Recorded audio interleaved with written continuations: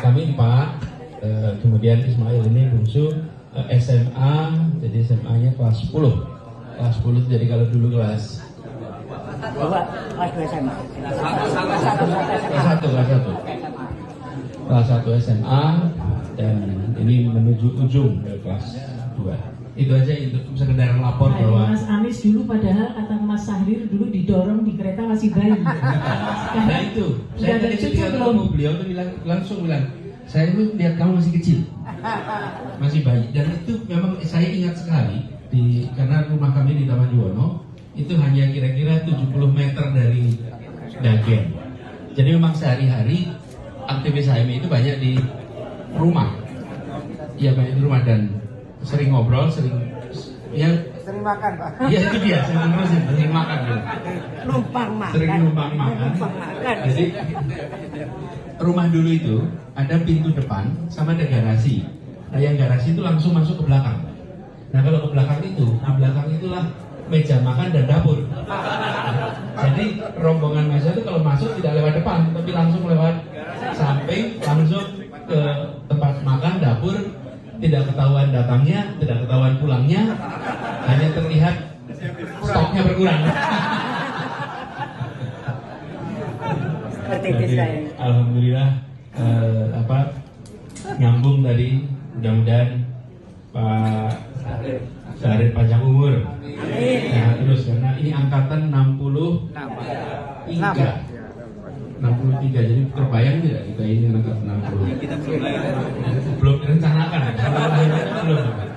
belum direncanakan. 26 tahun. Monggo diteruskan. Saya cuma lapor aja, sudah ada istri, tolong dibatasi joknya.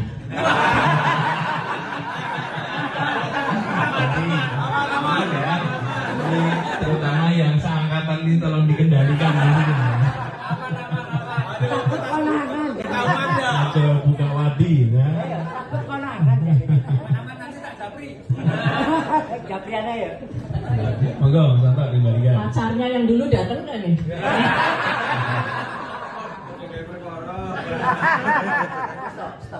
Stop. Angkatan 89 itu jadi saksi soal Mas Anies. Termasuk dulu juga sudah tahu Mbak Ferry, ya. Sehingga insya Allah aman Mas Anies. Iya, dan juga kalau saya ya aman Bu, karena saya dulu outward looking. Jadi beberapa teman yang inward looking itu karena nggak berani outward looking. Ya, sehingga jadi kalau kita berkumpul yang punya kenangan kerja bersama masa lalu, memang punya kecenderungan kita bercerita tentang dulu. Dan bercerita tentang dulu itu sesungguhnya tanda-tanda tua. Kalau bercerita tentang besok itu tanda-tanda masih muda. Nah, kita yang berkumpul di sini karena tersambungkan oleh kesamaan di masa lalu. Nah, ini teman-teman sekalian, saya ingin teruskan sedikit soal kesamaan masa lalu itu. Sesudah masa kuliah, masing-masing kiprahnya masing-masing. Tapi yang membedakan mereka yang pernah bergerak di dalam sebuah organisasi HMI, pernah punya cita-cita, pernah punya idealisme, dan itu selama bertahun-tahun dirawat, digembleng, diuji, apalagi yang eranya 85 ke atas.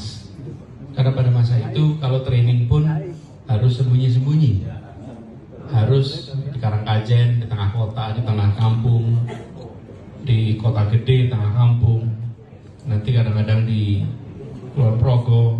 Jadi itu periode di mana idealisme itu diuji. Nah, apa yang menarik teman-teman? Sesudah kita memiliki idealisme itu, dalam perjalanan kita akan ketemu dengan pilihan-pilihan yang sering mengharuskan kompromi. Pilihan-pilihan di mana kita harus mengambil sikap, harus mengambil keputusan yang belum tentu sesuai dengan yang. Tapi apa yang membedakan antara yang pernah aktif dan yang tidak? yang pernah aktif itu punya moral kompas. Kalaupun dia melakukan kompromi, maka dia tahu berapa derajat komprominya menyimpang dari kompas, sehingga tahu harus kembali lagi. Karena kita tahu di dalam perjalanan nggak mungkin semuanya seperti idealnya, pasti ada nyimpang. Tapi ketika bergeser, dia tahu berapa jauh itu geser. Nah, yang tidak punya idealisme itu, yang tidak punya pengalaman itu, ketika melakukan kompromi tidak tahu berapa derajat meleset dari. Dan apa yang terjadi?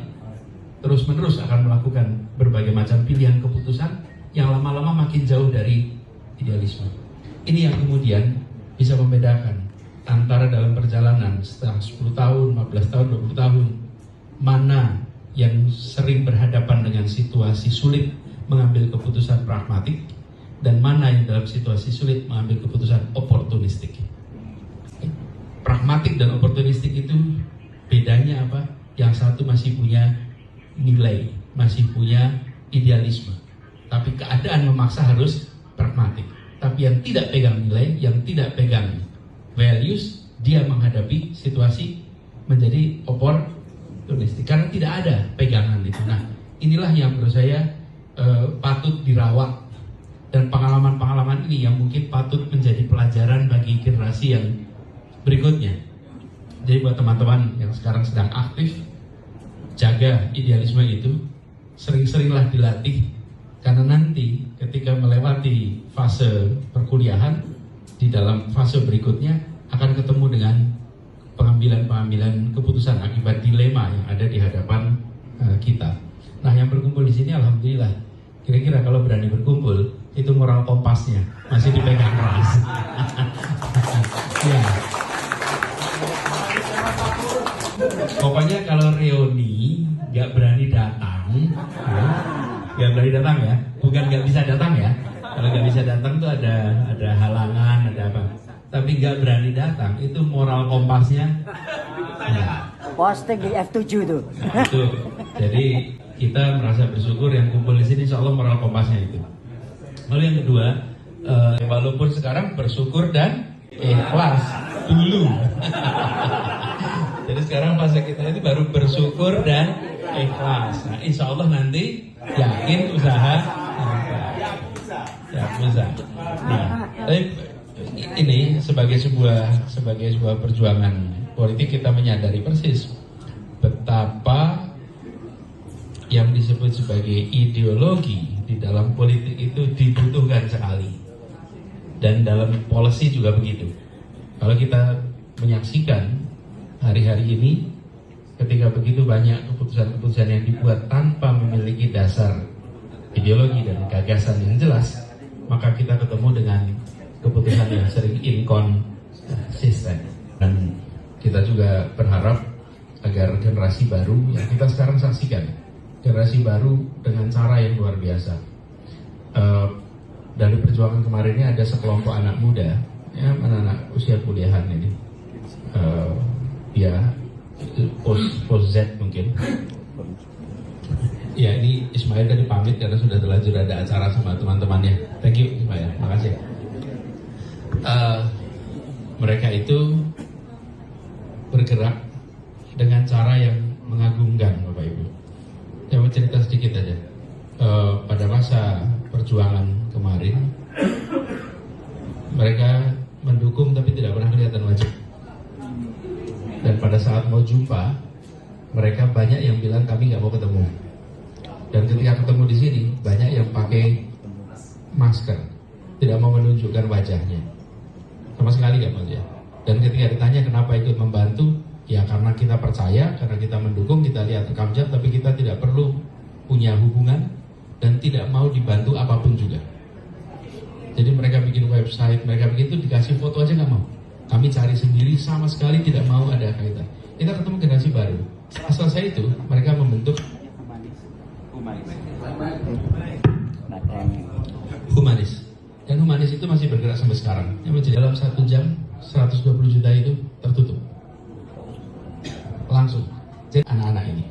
Terus ketika saya ketemu, saya tanya, itu kalian 120 juta itu rata-rata menyumbangnya berapa per orangnya? Rata-rata 40.000 sampai 50.000. Bisa dibayangkan ribuan orang di belakangnya. Jadi satu anak bilang kami butuh 120 juta, sen, ribuan nyumbang 10, 20, 30.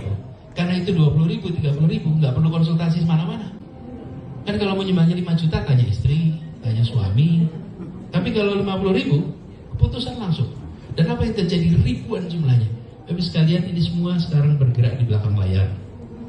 Ini adalah orang-orang yang memiliki keinginan Indonesia lebih baik. Mereka tidak punya afiliasi politik dan manapun juga, tapi mereka memilih untuk berjuang dan terlibat langsung. Nanti kalau ketemu teman-teman, nggak akan ketemu dengan wajah-wajah yang secara tampilan seperti umumnya aktivis. Ketemu dengan anak muda yang sepatunya tingginya 10 cm, warna rambutnya pink, kemudian bajunya sangat kosmopolit, secara penampilan sangat kesannya hedon. Begitu diskusi yang dibicarakan keadilan, kesetaraan, yang bicarakan, dan banyak dari mereka baca filsafat agak serius. Kita akan ketemu sebuah baru. Nah, ini exposure baru yang saya temui, teman-teman, yang insya Allah menambah keyakinan kita bahwa Republik ini masih punya stok pejuang yang cukup banyak untuk kita ke depan.